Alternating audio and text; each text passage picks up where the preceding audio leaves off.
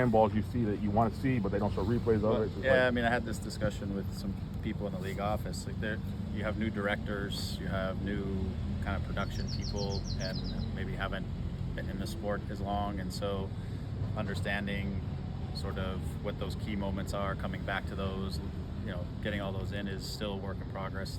It's their learning the game too and recognizing those scenarios, and I've seen that in other games, not just our games. Just there's a play or an instance that maybe you want to see again, and they haven't picked up on it yet sometimes, and so again, it's all part of a new deal and a new new directors, new things like that. So it'll continue to get to where I think some of us would like it to get to, but it's just a work in progress. But do you guys have your video, or you can get those and send them over? Yeah. So we have video analyst who is videoing the games that gives us the specific views that we want. VAR obviously has many different views that they have, so you can also ask from the league to get some different looks at angles and reviews and stuff like that. So there's ways you can get it. It's just not always live or in the broadcast that you see the different things that you want to see. You wish you had an NFL kind of rule where if you see something on the bench and the referee doesn't stop it, you could challenge it, throw a flag and challenge it. Yeah, that would be interesting. I mean, we challenge it on the sideline with the fourth official. We usually get some feedback as to how they're looking at it. For me, there's just a real catch this year in terms of like the threshold of clear and obvious, because that's subjective in and of itself, right? So I think subjective can be handball. However, I argue that if your arm is far enough away from your body that it hits here and goes away or goes through there, that's no longer in the silhouette. I mean, that can be objective. That doesn't have to be subjective, right? So it would be nice, but again, all of these instances in theory are being looked at behind the scenes. They don't necessarily disrupt the game in the process, but it comes down to, again, the subjectivity of those who are viewing either VAR or on the field as to whether they believe that was a foul or whether they believe that was a handball, and that's still sometimes a subjective and debatable thing, right? If we can make it more objective, like offsides, you're either offsides or you're onside. It's black and white, and some of these others are not as black and white, though for some of us they're more clear and obvious than for others. That's the nature of the beast. So even if we bring them to the attention, there's always it's subjective, right? You may think, but we don't think, and so it's a no-win discussion, but it just becomes a debate, right? Which is all that is. So, anyways, those are in the past, and we're in the present. Talking about the present. Talking about the present. Sure. Going to LSU Sunday. Your thoughts on them, and also the feel of the locker room. Yeah, look, in terms of them, obviously they're running a nice confident wave of coming off the end of last season, which gives every team confidence, and then they've hit the ground running in terms of the start of this season, in terms of getting results, both the Champions League. They're getting a lot of games under their belt.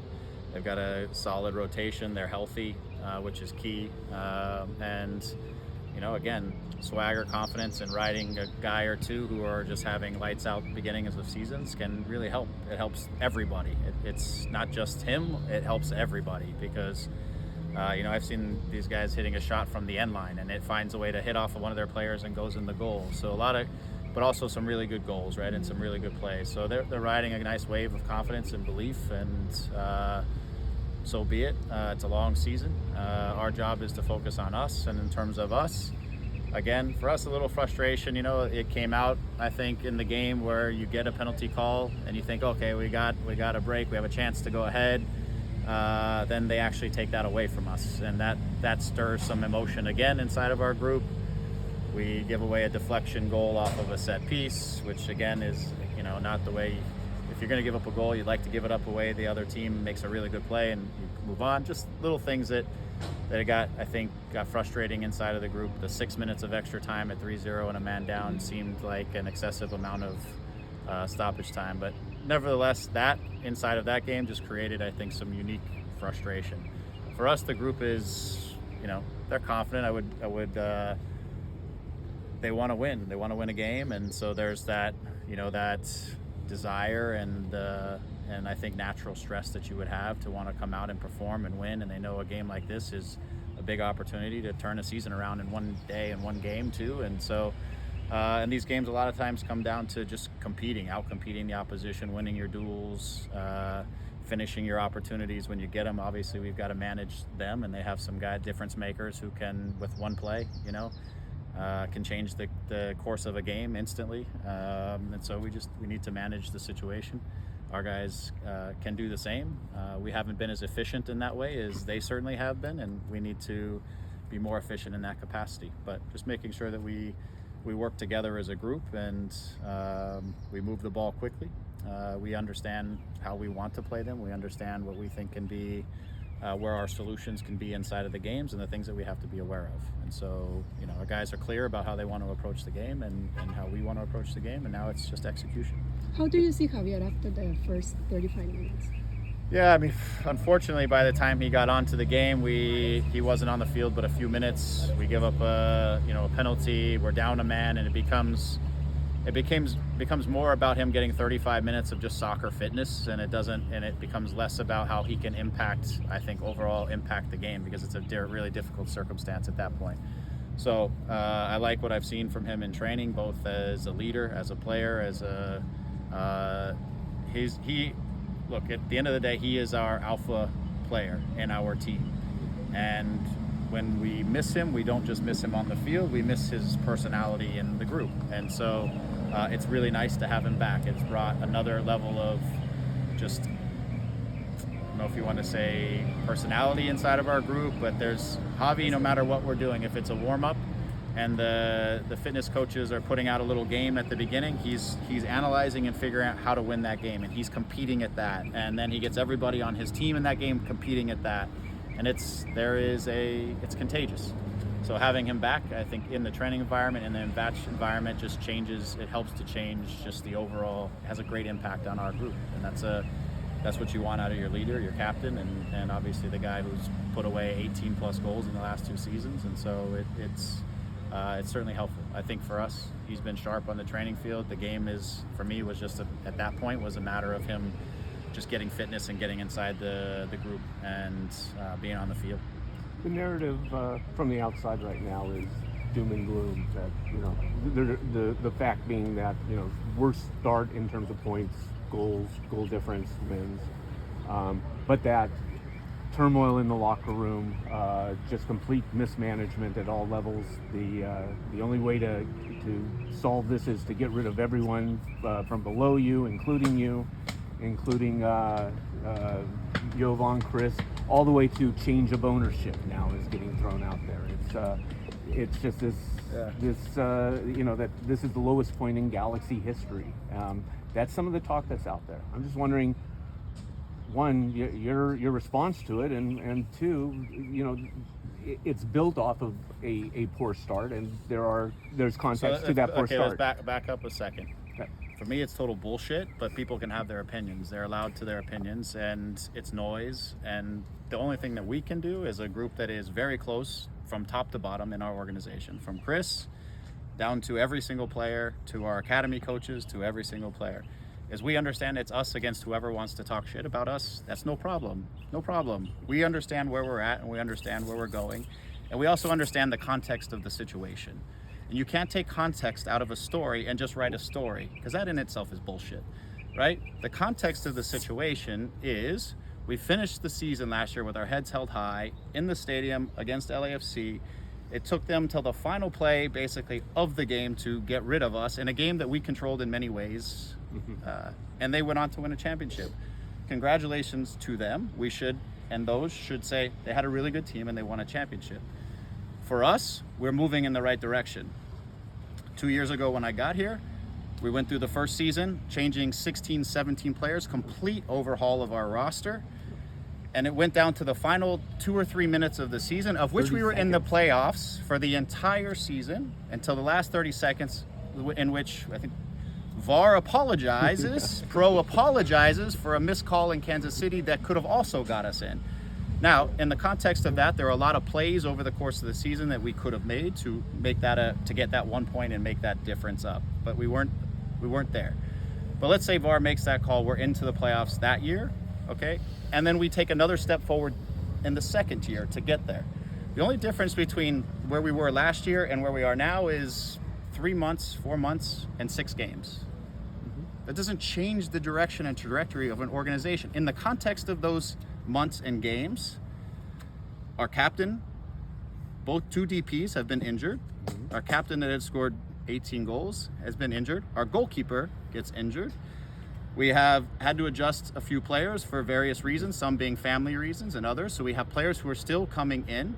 Okay, we're managing $1 million fine and no summer window, okay, which none of us asked for in the grand scheme of things. But we're managing a lot of different things in this finite amount of time, and we're trying to fit that into this portion.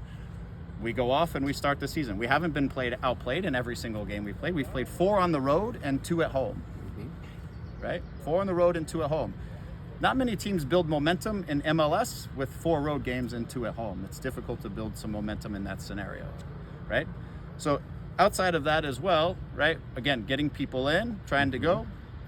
We haven't had one break really in our favor. Not that we're asking for anything that we don't deserve. I don't believe in that. I'll tell you when the other team should have had something. I'll tell you when we should. I'm very, very honest about where we are and what we deserve and don't deserve. We haven't had one break in our favor. And that goes into, that could have been 2 points at home when a Dayon gets called for a goal that we score that kind of a phantom handball, whether it's a handball or not. And for me, the referee, but whatever, I don't need to go through all that again. We haven't had one break. We are where we are 6 games in the season. That's part of it. There's been other teams in MLS who have had just as bad of a start and gone on and won a championship in our league. It's just how our league works, right? And so for us, the most important thing is get rid of the noise. Don't care what anybody thinks. Don't care what anybody says. Don't honestly care who shows up in the stadium. We love our fans and we want them to be there and we want them to support us. But for us, what matters is we have to deliver on the field. We have to concentrate on the field in terms of what we're doing, our performances, our execution, and getting wins. That's what we need to focus on every single day and every single time we come out or work together as a group. We have incredible belief inside of our group.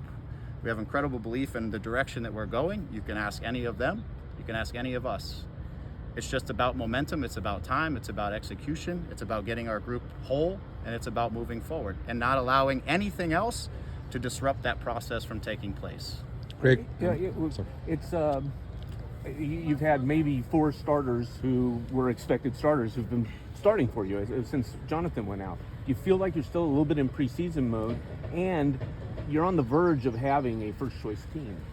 Yeah, we're getting there. Look, we've brought in 2 really young and incredibly talented young fullbacks that are integrating into our team. You've seen it from Lucas after just a handful of games, the quality that he brings into the position. Julian is just now joining us and working his way into integrating into our group. We still, in my opinion, we're still going to add 1 to 2 more players before we close out here down the stretch. We're just getting Javi back.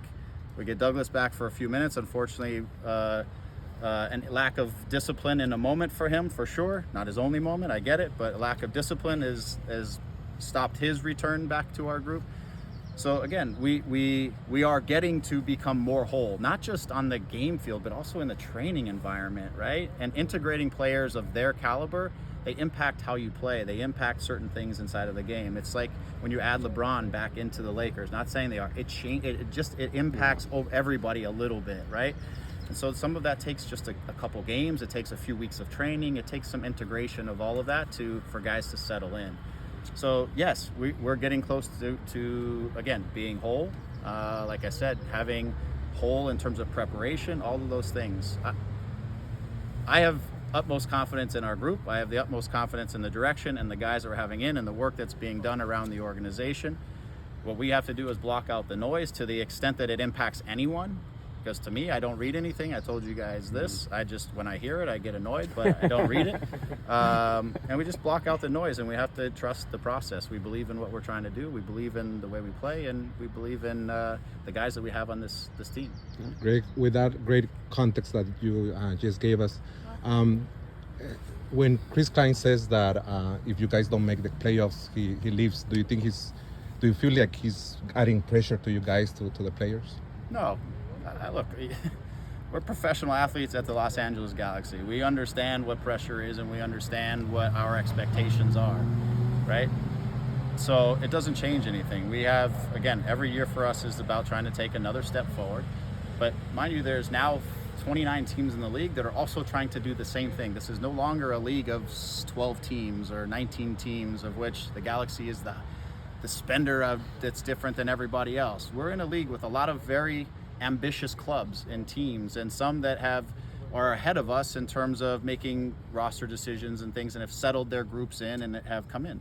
No problem. We're in the process of, over the last 2 years, of kind of rehauling and resetting and building our group from inside out, and working together as a team in there to build the club inside and out.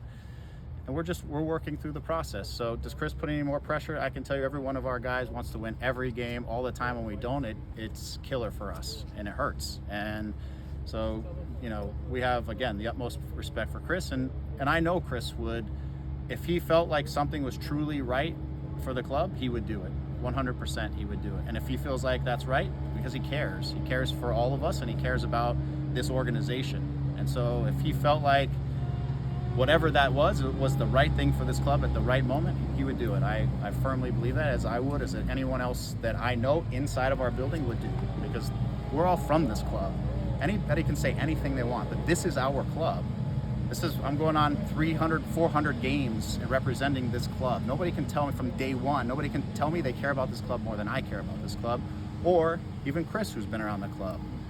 So we will do anything that we believe is right to help this club get to where it's going to get. But we believe we're on the right path, and we believe that it's not a perfect path. It's not like this. Nothing is in the game. It's going to take ups and downs, and it's going to take setbacks, and it's going to keep working through that. But if you trust the process and you're clear in your vision, and I've been a part of an organization who's done this very thing before, I know what it looks like. We're going to get there. And again, we're going to get there regardless of the noise. We're going to get there. Thank you. Thank you, Greg. Yeah. Thank you. Jonathan and